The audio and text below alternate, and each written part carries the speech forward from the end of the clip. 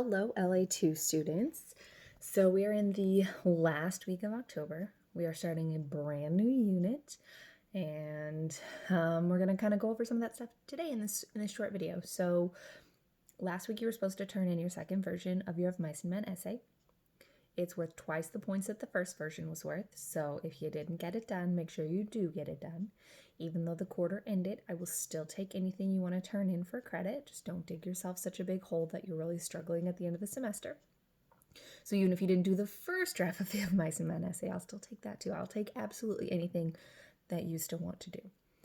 But for the most part, we are moving on from Of Mice and Men. We are done with that. And we are going to spend second quarter looking at nonfiction. So we're still going to have our vocabulary, we're still going to have our reading test, things like that. But instead of reading a novel, we're going to be reading nonfiction.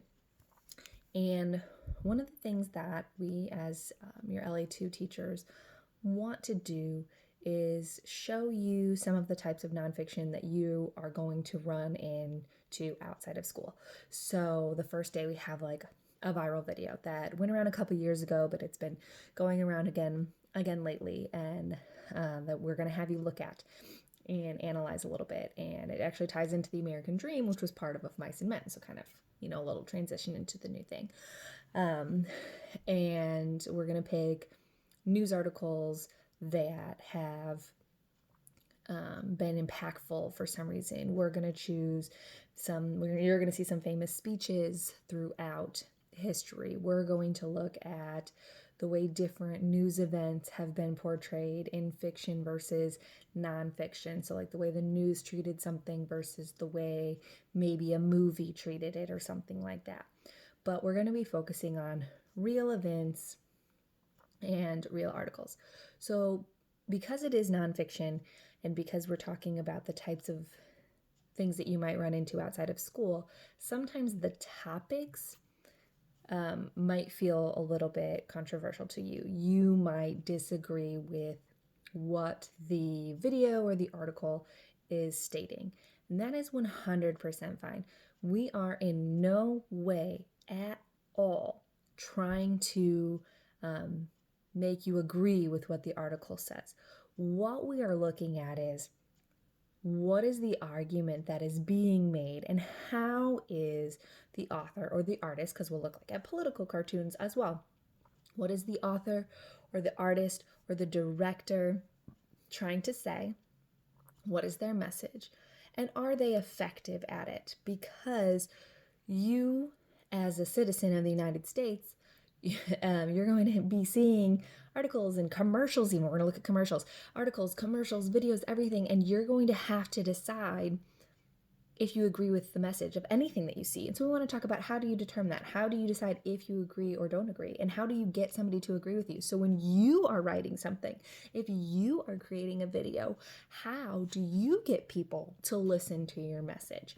That's really the goal. So the goal isn't the messages themselves, it's how are people portraying them?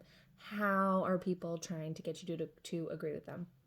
So if you happen to see any of our articles or anything like that, and you have, you really just disagree and feel uncomfortable looking at it, please reach out and let me know. Like I said, we're not trying to do that to anybody, but sometimes we don't necessarily realize what something, the reaction or the emotion that it might bring up in somebody. So let us know that. Me, your English teacher, I don't think that these videos are going out to people who are in other classes anymore, but let me know. We will try to work through that. Again, not at all trying to make anybody uncomfortable. Like the first one is going to talk, the viral video talks a little bit about privilege and how the people who made the video, they're portraying how they view privilege.